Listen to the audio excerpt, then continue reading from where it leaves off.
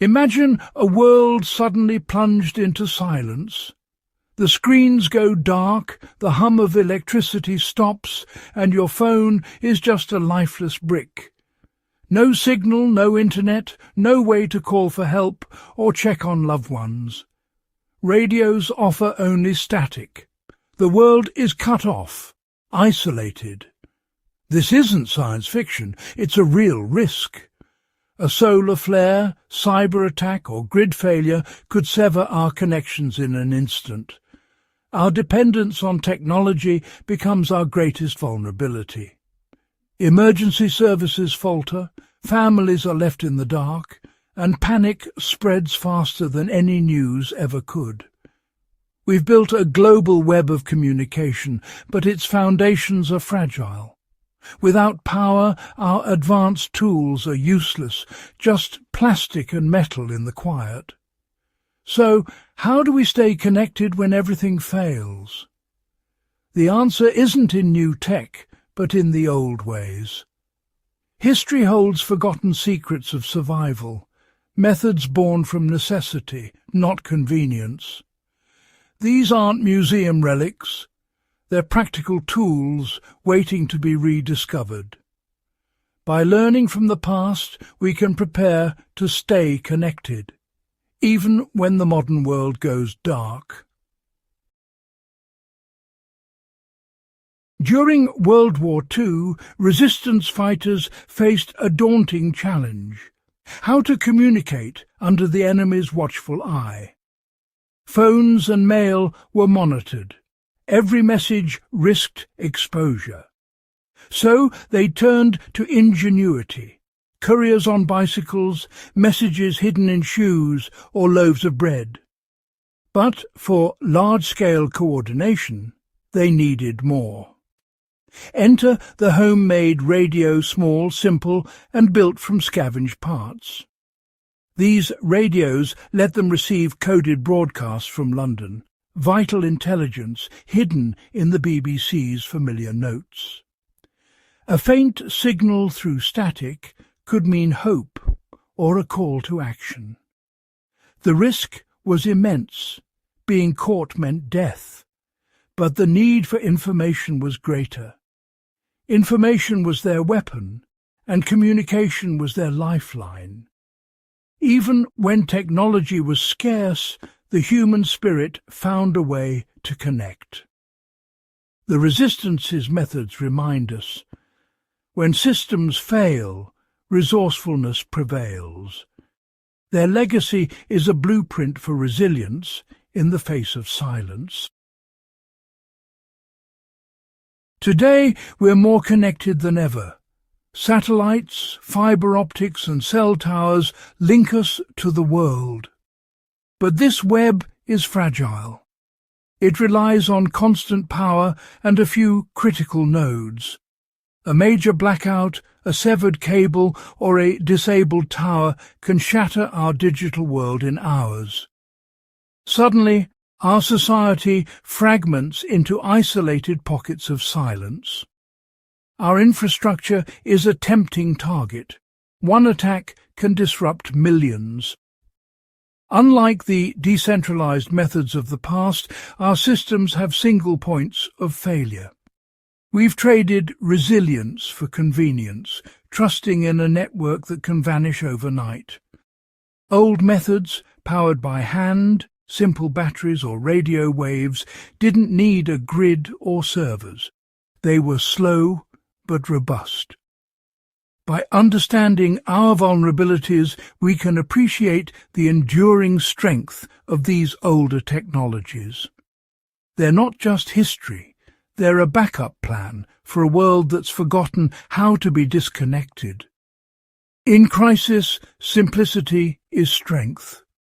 The past offers tools for survival when the modern world goes silent.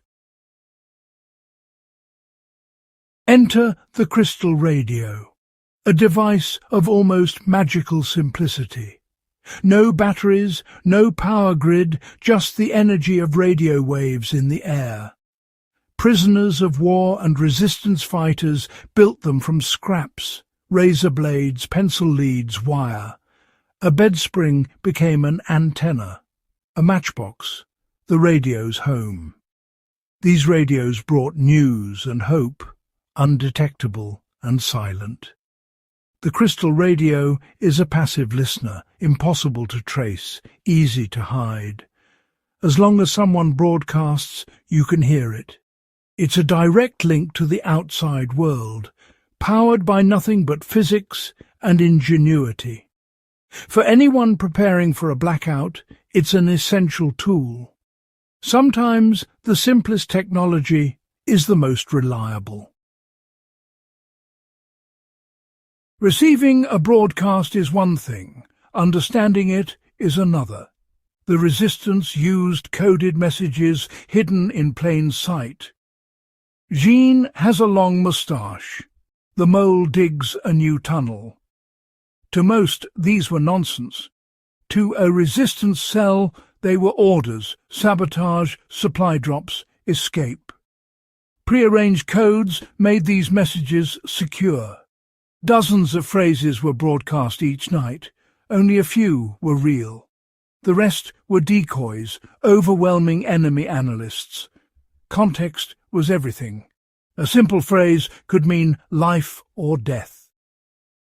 Combined with a crystal radio, this system created a powerful one-way channel.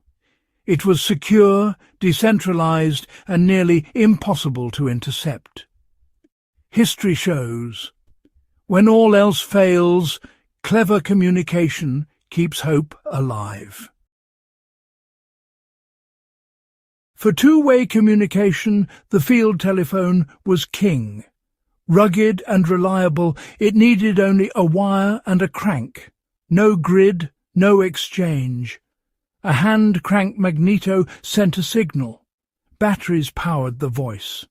As long as you had wire, you had a private line, secure and hard to intercept. Unlike radios, field telephones kept conversations contained within the wire. Enemies had to physically tap the line to listen in.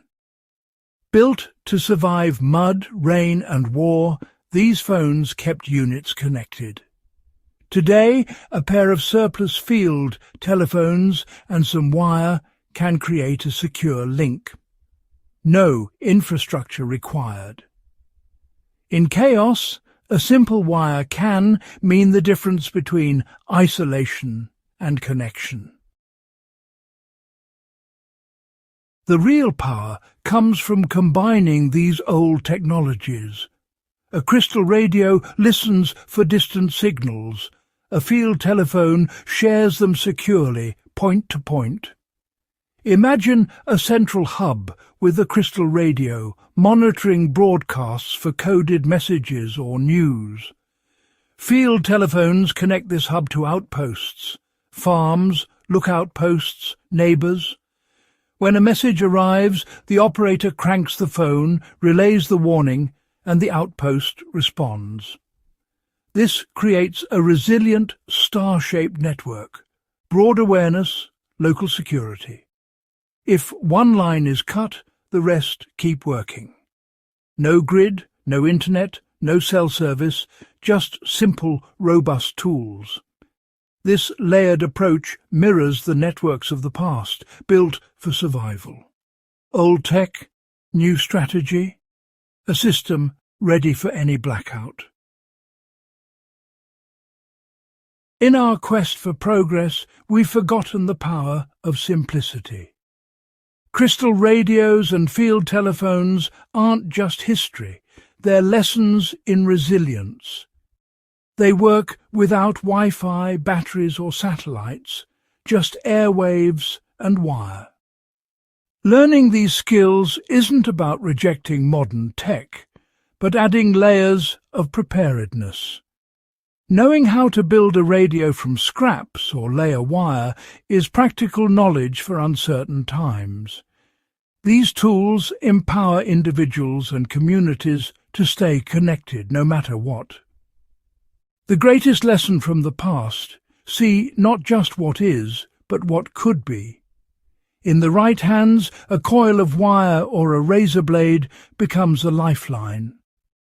By embracing simplicity, we honour the ingenuity of those before us and prepare for whatever tomorrow brings.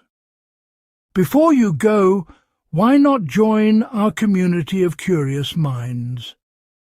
If you enjoyed this journey through the power of simple technology, tap that red subscribe button below.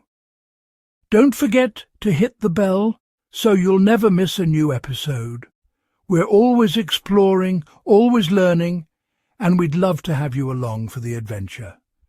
Thanks for watching, and remember, sometimes the simplest solutions are the most powerful. See you in the next video.